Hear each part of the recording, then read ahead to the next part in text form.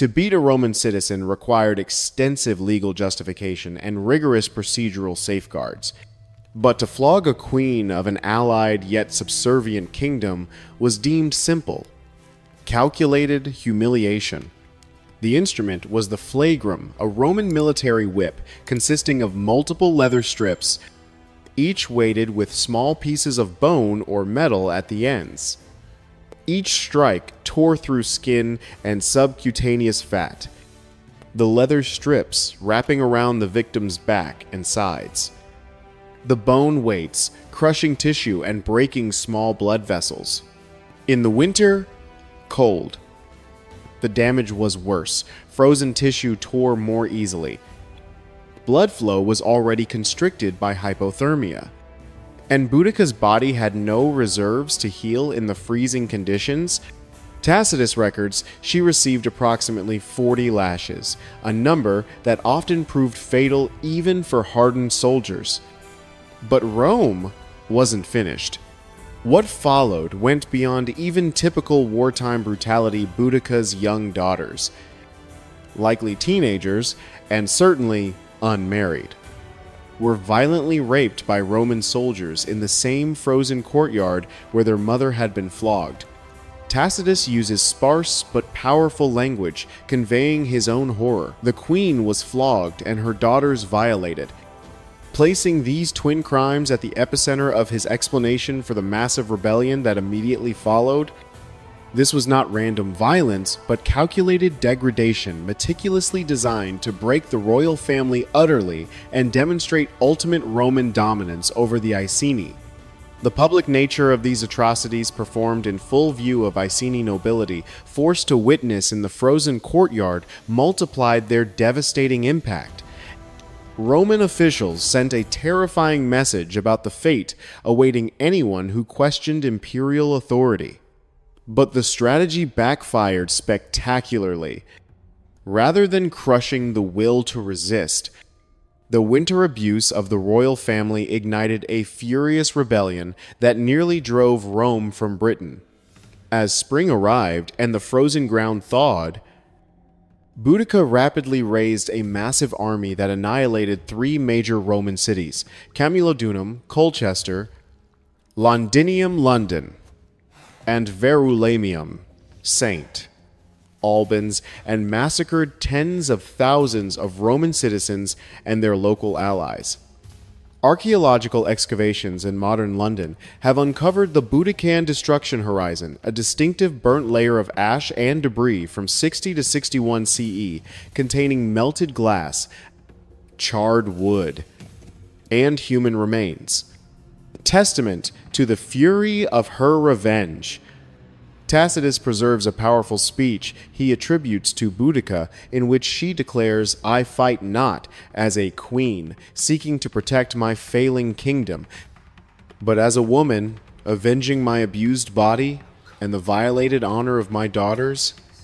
The rebellion concluded in total defeat at an unknown battlefield, likely in the Midlands, where rigid Roman discipline and superior tactical positioning overcame the far larger but less organized British forces. Tacitus claims Boudicca chose to poison herself rather than face inevitable capture and the resulting humiliation of a Roman triumph, drinking hemlock as her army broke around her.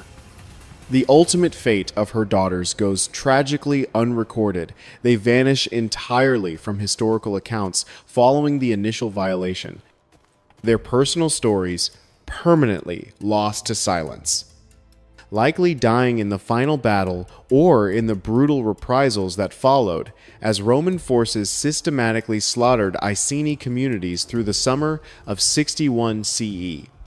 For those captives who did survive to reach Rome and parade through the triumph, one final horror awaited the Tullianum prison. As the triumphal procession wound through Rome toward Capitoline Hill during winter celebrations, captive rulers knew their journey might terminate at the Mamertine prison, known in Latin as the Tullianum, the ancient infamous structure built deep into the northeastern slope of the Capitoline that served as the final stop for Rome's most prominent enemies. While the triumphal general continued to the temple of Jupiter to offer sacrifices, condemned prisoners were led aside to face execution. The Tullianum consisted of two stark levels, still visible today, beneath the church of San Giuseppe dei Falegnami. The upper chamber served merely as a holding cell, but the lower dungeon, accessible only through a small ominous hole in the ceiling, became the specialized execution chamber. Here, submerged in total darkness, in a space barely 8 feet across, Rome's defeated enemies met their end. The method varied. Some were killed by strangulation using the same technique gladiators used. A cord tightened around the neck until vertebrae separated. Others were simply left to starve.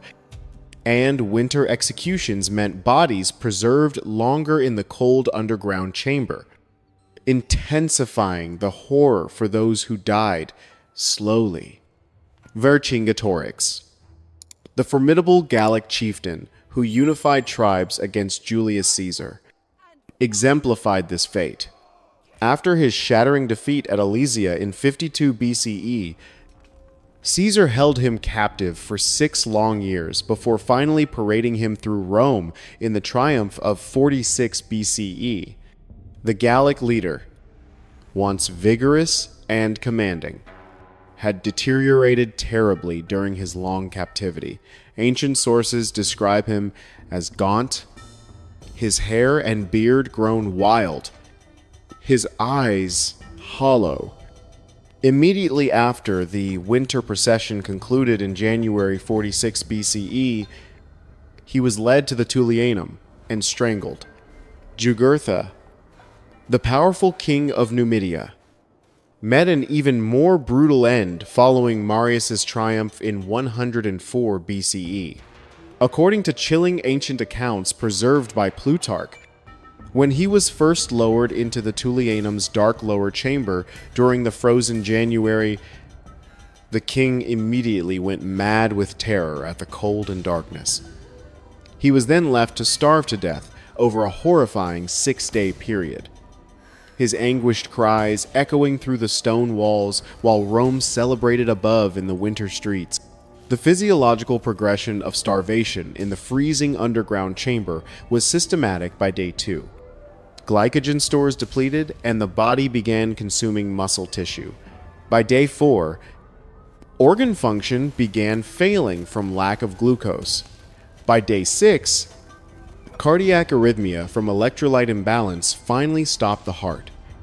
Plutarch recorded Jugurtha's purported final words, spoken in delirium on the 6th day. "How cold this Roman bath is," a bitter reference to the freezing stone chamber that had become his tomb.